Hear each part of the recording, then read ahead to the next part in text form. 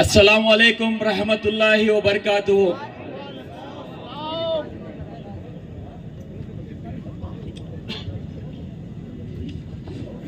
ಇವತ್ತು ನಾವೆಲ್ಲ ಇಲ್ಲಿ ಸೇರಿದ್ದೀವಿ ಅಂದ್ರೆ ಬಾಬಾ ಸಾಹೇಬ್ ಅಂಬೇಡ್ಕರ್ ಕೊಟ್ಟಿರುವ ಈ ಒಂದು ಸಂವಿಧಾನದಿಂದ ನಾವಿಲ್ಲೆಲ್ಲ ಸೇರಿ ಇವತ್ತು ಕೇಂದ್ರದ ಬಿಜೆಪಿ ಸರ್ಕಾರ, ಮೋದಿ ಸರ್ಕಾರ ಏನು ಈ ಕಪ್ಪು ಕಾಯ್ದೆಯನ್ನ ತಂದಿದೆ ಅದನ್ನ ವಿರೋಧಿಸಲಿಕ್ಕೆ ಏನು ಬಾಬಾ ಸಾಹೇಬ್ ಅಂಬೇಡ್ಕರ್ ನಮ್ಗೆ ಈ ಸಂವಿಧಾನದ ಅಡಿಯಲ್ಲಿ ಧಾರ್ಮಿಕ ಸ್ವಾತಂತ್ರ್ಯ ಕೊಟ್ಟಿಲ್ಲ ಅಂದ್ರೆ, ನಮ್ಗೆ ಇವತ್ತು ವಾಕ್ ಸ್ವಾತಂತ್ರ್ಯ ಕೊಟ್ಟಿಲ್ಲ ಅಂದ್ರೆ ನಾವೆಲ್ಲ ಇಲ್ಲಿ ಸೇರ್ಲಿಕ್ಕೆ ಆಗ್ತಾ ಇರ್ಲಿಲ್ಲ.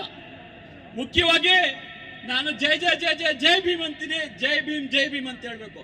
ಜೈ ಜೈ ಜೈ ಜೈ ಜೈ ಭೀಮ್, ಜೈ ಜೈ ಜೈ ಜೈ ಜೈ ಭೀಮ್. ನಮ್ಮ ಭಾರತ ದೇಶದಲ್ಲಿ ಯಾವುದೇ ಕಾಯ್ದೆಯನ್ನ ತಿದ್ದುಪಡಿ ಮಾಡ್ಬೇಕಂತ ಹೇಳಿದ್ರೆ ನಮ್ಮ ರಾಷ್ಟ್ರದ ಲೋಕಸಭೆ ಮತ್ತು ರಾಜ್ಯಸಭೆಗೆ ಒಂದು ಅವಕಾಶ ಮಾಡಿಕೊಟ್ಟಿದ್ದಾರೆ ಸಂವಿಧಾನದ ಅಡಿಯಲ್ಲಿ. ಆದ್ರೆ ವಕ್ಫ್ ಕಾಯ್ದೆ 2024ರಲ್ಲಿ ಏನು ವಕ್ಫ್ ತಿದ್ದುಪಡಿ ಮಸೂದೆಯನ್ನು ಇವರು ಭಾರತದ ಲೋಕಸಭೆಯಲ್ಲಿ 8ನೇ ತಾರೀಕು ಏನ್ ಮಂಡನೆ ಮಾಡ್ತಾರೆ, ತದನಂತರ ಅದು ಲೋಕಸಭೆಯಲ್ಲಿ ಇವರು ಪಾಸ್ ಮಾಡ್ತಾರೆ. ಪಾಸ್ ಮಾಡಿದ್ಮೇಲೆ ಆ ಪಾಸ್ ಮಾಡಿದ ಸಂದರ್ಭದಲ್ಲಿ ಏನು ಈ ಪರ ಅಂದ್ರೆ ಈ ವಕ್ಫ್ ಬೋರ್ಡ್ ಅನ್ನ ಶಕ್ತಿಶಾಲಿ ವಕ್ಫ್ ಬೋರ್ಡ್ ಅಂದ್ರೆ ಏನು ವಕ್ಫ್ ಬೋರ್ಡ್ ಎಲ್ಲ ಕೋರ್ಟ್ಗಳು ಏನಿದಾವೆ, ವಕ್ಫ್ ಟ್ರಿಬ್ಯುನಲ್ ಏನಿದೆ ಅದು ಯಾವ್ದಾದ್ರು ವಕ್ಫ್ ಟ್ರಿಬ್ಯುನಲ್ ಒಂದ್ಸಲಿ ಆರ್ಡರ್ ಮಾಡಿದ್ರೆ ಅದು ಸಿವಿಲ್ ಕೋರ್ಟ್ ಹೋಗಂಗಿರ್ಲಿಲ್ಲ. ಇದರಲ್ಲಿ ಲಿಮಿಟೇಷನ್ ಆಕ್ಟ್ ಏನ್ ಇಂಡಿಯನ್ ಲಿಮಿಟೇಷನ್ ಆಕ್ಟ್ ಇದೆ ಅದು ಅಪ್ಲೈ ಆಗ್ತಾ ಇರ್ಲಿಲ್ಲ. ಆದ್ರೆ ಇವರು ಇದರಿಂದ ಇಂಡಿಯನ್ ಲಿಮಿಟೇಷನ್ ಆಕ್ಟ್ ಅನ್ನ ಇದಕ್ಕೂ ಅಪ್ಲೈ ಆದಂಗೆ ಮಾಡಿದ್ದಾರೆ. ಇದರಲ್ಲಿ ಏನು ಲೋಕಸಭೆಯಲ್ಲಿ ಈ ಬಿಲ್ಲು ಮಂಡನೆ ಆದ ಸಂದರ್ಭದಲ್ಲಿ ಪರವಾಗಿ 288 ಜನ ಪರವಾಗಿ ಮತ ಚಲಾಯಿಸಿದ್ರೆ, ವಿರೋಧವಾಗಿ ಈ ಭಾರತ ದೇಶದಲ್ಲಿ ಜಾತ್ಯತೀತ ವ್ಯವಸ್ಥೆ ಮೇಲೆ ನಂಬಿಕೆ ಇಟ್ಟಿರುವ 232 ಜನ ಲೋಕಸಭಾ ಸದಸ್ಯರು ಇದನ್ನ ವಿರೋಧ ಮಾಡಿದ್ದಾರೆ. ಅವ್ರಿಗೆ ಒಂದು ಜೋರಾದ ಚಪ್ಪಾಳೆ ಮುಖಾಂತರ ಅವ್ರಿಗೆ ಒಂದು ಟ್ಯಾಕ್ಸ್ ಹೇಳ್ಬೇಕಂತ ಕೇಳ್ಕೊಳ್ತಾ ಇದ್ದೀನಿ. ಇವತ್ತು नारे तकबीर, हिंदुस्तान। आप लोगों के हाथ में, जिसके हाथ में तख्तिया है वो ऊपर कर ले, मुकम्मल नारा लगने वाला है इंशाअल्लाह। नारे तकबीर, नारे तकबीर, हिंदुस्तान, संविधान, हमारी एकता, हमारी एकता, वक्फ बचाओ, देश बचाओ। अरे रीति वापस लो, वापस लो, वापस लो। आप लोगों को बोलना है वापस लो। काला कानून वापस लो, काला कानून वापस लो, वक्फ बिल वापस लो, वापस लो, वापस लो, वक्फ बिल वापस लो। मस्जिदों में हमला नहीं सहेंगे, नहीं सहेंगे। दरगाहों में हमला नहीं सहेंगे, नहीं सहेंगे। मदरसों में हमला नहीं सहेंगे, नहीं सहेंगे। कब्रिस्तानों में हमला नहीं सहेंगे, नहीं सहेंगे। ईदगाहों में हमला नहीं सहेंगे, नहीं सहेंगे। संविधान में हमला नहीं सहेंगे, नहीं सहेंगे।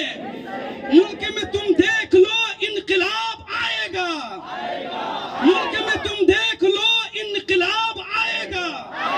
मस्जिद के मिहराबों से इनकलाब आएगा, मस्जिद के मीनारों से इनकलाब आएगा, गलियों से बाजारों से इनकलाब आएगा, खेल के मैदानों से इनकलाब आएगा, खेल के मैदानों से इनकलाब आएगा, बारिशों में बरसातों में इनकलाब आएगा, आंधी में तूफानों में इनकलाब आएगा। नारे तकबीर, हिंदुस्तान जिंदाबाद, कर्नाटक जिंदाबाद। 2 ಗಂಟೆಗೆ ಯಾರಾದ್ರೂ ಬಿಲ್ ಪಾಸ್ ಮಾಡಿರೋದು ನೋಡಿದೀರಾ?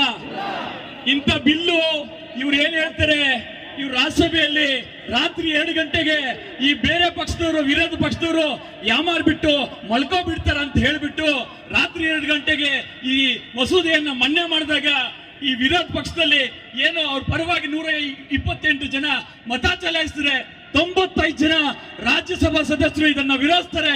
ಅವ್ರಿಗೂ ಕೂಡ ಒಂದು ದೊಡ್ಡ ಸಲಾಂ ನಮ್ಮ ಕಡೆಯಿಂದ ಇರಲಿ. ಅದೇ ರೀತಿ JPC ಅಂತ ಏನ್ ಜಾಯಿಂಟ್ ಪಾರ್ಲಿಮೆಂಟರಿ ಕಮಿಟಿ ಏನು 944 ಪುಟಗಳ ಒಂದು ಮೆಸೇಜ್ ಅನ್ನ ಪಾರ್ಲಿಮೆಂಟ್ ಕೊಡ್ತು, ಕೇಂದ್ರ ಸರ್ಕಾರ ಕೊಡ್ತು. ಆ ಸಂದರ್ಭದಲ್ಲಿ ಇವರು ಅದರಲ್ಲಿ ನಮ್ಮ ಸಮುದಾಯದ ಇಡೀ ದೇಶದಲ್ಲಿ ಸ್ಕ್ಯಾನರ್ ಅಭಿಯಾನ ಮಾಡಿದ್ರು. ಇಡೀ ದೇಶದಲ್ಲಿ ನಮ್ಮ ಆಂಡ್ರಾಯ್ಡ್ ಫೋನ್ಸ್ ಎತ್ಕೊಂಡು ನಮ್ಮ ಯುವಕರು ಸ್ಕ್ಯಾನ್ ಮಾಡಿ ಇದು ವರ್ಲ್ಡ್ ರೆಕಾರ್ಡ್ ಅನ್ನು ಮಾಡಿದ್ದಾರೆ. ಅದಕ್ಕೆ ನಿಮ್ಮೆಲ್ಲರಿಗೂ ಒಂದು ಸಲಾಂ ಇರಲಿ. ಅದೇ ರೀತಿ ಇವು ಏನು ಈ ಕಾಯ್ದೆ ತಂದಿದ್ದಾರೆ, ಈ ಕಾಯ್ದೆ 9 ಲಕ್ಷ ಎಕರೆ ಜಮೀನು ವಕ್ಫ್ ಅಡಿಯಲ್ಲಿದೆ. ಇವತ್ತು ಇವರು ವಕ್ಫ್ ಬೈ ಯೂಸರ್ ಅಂತ ಏನ್ ಹೇಳ್ತಾರೆ, ಇದೇನಾದ್ರೂ ಇವರು ಸುಪ್ರೀಂ ಕೋರ್ಟ್ ಅದನ್ನ 5ನೇ ತಾರೀಕುವರೆಗೆ ತಡೆ ಹಿಡಿದಿದೆ. ಇವಾಗ ಈ ನಮ್ಮ NRC ಅಂತ ಬಂತಲ್ಲ, ಅದೇ ರೀತಿಯಲ್ಲಿ ಈ ನಮ್ಮ 9 ಲಕ್ಷ ಜಮೀನುಗಳನ್ನ NRC ಮಾಡ್ಲಿಕ್ಕೆ ಕೊಟ್ಟಿದ್ದಾರೆ. ಇದೆಲ್ಲ ನಮ್ಗೆ ಬೇಕಾ? ನಮ್ಮ ಜಾಗ ನಮ್ಮ ಹಕ್ಕು, ನಮ್ಮ ವಕ್ಫ್ ಬೋರ್ಡ್ ನಮ್ಮ ಹಕ್ಕು. ಅದಕ್ಕಾಗಿ all India personal law board Hyderabad ನಲ್ಲಿ ಹುಟ್ಟಿದ್ರು ಕೂಡ ನಮ್ಮ ರಾಷ್ಟ್ರದ ರಾಜಧಾನಿ ಡೆಲ್ಲಿಯಲ್ಲಿ ಕೂತ್ಕೊಂಡು ಇವತ್ತು ಕಾನೂನು ಅಡಿಯಲ್ಲಿ ಇವತ್ತು ಹೋರಾಟ ಮಾಡ್ತಾ ಇದೆ. 100 ಜನಕ್ಕಿಂತ ಹೆಚ್ಚು ಜನ ಇವತ್ತು ಸುಪ್ರೀಂ ಕೋರ್ಟ್ ನಲ್ಲಿ ವಾದ ಮಾಡ್ತಾ ಇದ್ದಾರೆ. ಅವರು ಕೇಸನ್ನ ಫೈಲ್ ಮಾಡಿದ್ದಾರೆ. ಅವ್ರಿಗೂ ಕೂಡ ಒಂದು ನಮ್ಮ ಕಡೆಯಿಂದ ಒಂದು ಧನ್ಯವಾದಗಳು ಇರಲಿ. ಅದೇ ರೀತಿ ಈ ಒಂದು ಕಪ್ಪು ಕಾನೂನಿನಿಂದ 9 ಲಕ್ಷ ಜಮೀನಿನಲ್ಲಿ 5 ಲಕ್ಷದಿಂದ 6 ಲಕ್ಷ ಜಮೀನು ನಮ್ಮ ಹತ್ರ ಡಾಕ್ಯುಮೆಂಟ್ಸ್ ಇಲ್ಲ ಅಂತ ಅವರು DC-ಗೆ ಏನೋ ಪವರ್ಸ್ ಕೊಟ್ಟಿದ್ದಾರೆ. ಆ DC ಯಾರಾದ್ರೂ ಅವನು ಏನಾದ್ರು ಸ್ವಲ್ಪ ಅವ್ರ ಫೇವರ್ ಆಗಿದ್ರೆ ನಮ್ಮ ರಾಜ್ಯದಲ್ಲಿ ಯಾವತ್ತವರೆಗೂ ಈ ಕಾಂಗ್ರೆಸ್ ಸರ್ಕಾರ ಇರುತ್ತೆ, ಅವತ್ತವರೆಗೂ ಈ ವಕ್ಫ್ ಕಾನೂನು ಇವ್ರು ಏನ್ ತಂದಿದ್ದಾರೆ ಅವತ್ತವರೆಗೂ ಜಾರಿ ಆಗ್ಲಿಕ್ಕೆ ಬಿಡಲ್ಲ ಅಂತ ಈ ನಮ್ಮ ರಾಜ್ಯದ ಮುಖ್ಯಮಂತ್ರಿ ಆದಂತ ಸಿದ್ದರಾಮಯ್ಯ ಸಾಹೇಬ್ರು ಹೇಳಿದ್ದಾರೆ. ಅವ್ರಿಗೆ ಜೋರಾದ ಚಪ್ಪಾಳೆ ಮುಖಾಂತರ ಒಂದು ಅವ್ರಿಗೂ ಅಭಿನಂದನೆ ಇರಲಿ ಅಂತ ಸಂದರ್ಭದಲ್ಲಿ ಹೇಳ್ತಾ, ಈ ಕಾನೂನನ್ನ ನಾವು ನಿರಂತರವಾಗಿ ಹೋರಾಟ ಮಾಡಬೇಕಾಗ್ತದೆ. ಯಾಕಂತ ಹೇಳಿದ್ರೆ ಇವತ್ತು ಇದು ಪಿಕ್ಚರ್ ಅಭಿ ಬಾಕಿ ಅಂತಾರಲ್ಲ, ಏತೋ ಬಸ್ ಶುರುವಾದ ಹೈ, ಪಿಕ್ಚರ್ ಅಭಿ ಬಾಕಿ ಹೈ. ಬೇಕೇ ಬೇಕು ಲಾಸ್ಟ್ ನಾಯ ಬೇಕು ಬೋಲ್ನ, ಬೇಡ ಗತ್ತೋ ಕಾಯ್ದೆ ಬೇಡ ಬೋಲ್ನ. ಬೇಕೇ ಬೇಕು ನ್ಯಾಯ ಬೇಕು. ಯಾತಕ್ಕಾಗಿ ಹೋರಾಟ, ಎಲ್ಲಿ ತನಕ ಹೋರಾಟ? ಬೇಡವೇ ಬೇಡ. ಈ ಕಪ್ಪು ಕಾನೂನು ಬೇಡವೇ ಬೇಡ ಅಂತ ಹೇಳ್ಬೇಕು. ವಕ್ಫ್ ಕಾಯ್ದೆ ಬೇಡವೇ ಬೇಡ. ಇನ್ಖಿಲಾಬ್.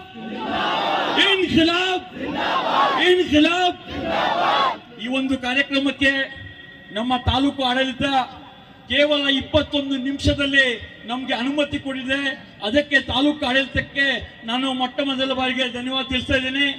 ಅದೇ ರೀತಿ ಒಂದು ಚಪ್ಪಾಳೆ ಇರಲಿ.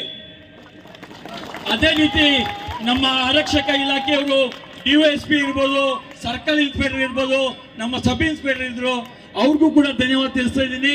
ಅದೇ ರೀತಿ ನಮ್ಮ ಜಾಮಿಯಾ ಮಸೀದಿನ ಮುನ್ಸಿಪಾಲಿ ಆದಂತಹ ನಮ್ಮ ಖಯ್ಯೂಮ್ ಸಾಹೇಬ್ರು, ಶಾಜಾನ್ ಸಾಹೇಬ್ರು, ನಮ್ಮ ಎಲ್ಲ ಉಲ್ಮಾಯ ದೀನು ಎಲ್ಲರೂ ಸೇರಿ ಇವತ್ತು ಈ ಕಾರ್ಯಕ್ರಮವನ್ನು ಯಶಸ್ವಿ ಮಾಡಿದ್ದಾರೆ. ಅವ್ರಿಗೂ ಕೂಡ ಧನ್ಯವಾದ ತಿಳಿಸ್ತಾ ಇದ್ದೀನಿ. ಅದೇ ರೀತಿ ನಮ್ಮ ಎಲ್ಲ ಮುತ್ವಲ್ಲಿಸು, ಎಲ್ಲ ಸೆಕ್ರೆಟರೀಸು, ಅದೇ ರೀತಿ ಎಲ್ಲ ನಮ್ಮ ನಗರಸಭಾ ಸದಸ್ಯರುಗಳು, ಎಲ್ಲ ನಮ್ಮ ವಕೀಲರು, ವಿಶೇಷವಾಗಿ ನಮ್ಮ ಬಶೀರ್ ಅಹಮದ್ ಸಾಹೇಬ್ರು, ನಯಾ ಸಾಹೇಬ್ರು, ಅವ್ರಿಗೂ ಕೂಡ ನಾನು ಧನ್ಯವಾದ ತಿಳಿಸ್ತಾ, ನಮ್ಮ ಪತ್ರಿಕಾ ಮಿತ್ರರು ಏನಿದ್ದಾರೆ ಅವ್ರಿಗೂ ಕೂಡ ನಾನು ಧನ್ಯವಾದ ತಿಳಿಸ್ತಾ ನನ್ನ ಮಾತನ್ನು ಮುಕ್ತಾಯ ಮಾಡ್ತೇನೆ. ಎಲ್ಲ ಈ ಕಾರ್ಯಕ್ರಮಕ್ಕೆ ಪ್ರತ್ಯಕ್ಷವಾಗಿ ಪರೋಕ್ಷವಾಗಿ ಸಹಕಾರ ಕೊಟ್ಟ ತಮ್ಮೆಲ್ಲರಿಗೂ ವಂದಿಸುತ್ತಾ, ಈ ಕಾರ್ಯಕ್ರಮ ಶುರು ಮಾಡೋ ಮೊದಲು ಈ ಕಾರ್ಯಕ್ರಮ ಎಲ್ಲಿ ಪೋಸ್ಟ್ಪೋನ್ ಆಗುತ್ತೆ ಅಂತ ನಮ್ಮಲ್ಲಿ ಒಂದು ಭಯ ಇತ್ತು. ಆದ್ರೆ ಮುಳುಬಾಗಿಲ ಜನ ಇವತ್ತು ನಾವು ಏನೇ ಬರ್ಲಿ, ಮಳೆ ಬರ್ಲಿ, ಬಿಸಿಲು ಬರ್ಲಿ, ಇದನ್ನ ವಿರೋಧ ಮಾಡ್ತೀವಿ ಅಂತ ಈ ಸಂದರ್ಭದಲ್ಲಿ ನಿರ್ಧಾರ ಮಾಡಿ ತಾವೆಲ್ಲ ಬಂದಿದ್ದೀರಾ. ಅದಕ್ಕೆ ನಿಮ್ಗೊಂದು ದೊಡ್ಡ ಸಲಾಂ ಹೊಡೆಯುತ್ತಾ ನನ್ನ ಮಾತನ್ನು ಮುಕ್ತಾಯ ಮಾಡ್ತೇನೆ. ಜೈ ಹಿಂದ್, ಜೈ ಭೀಮ್.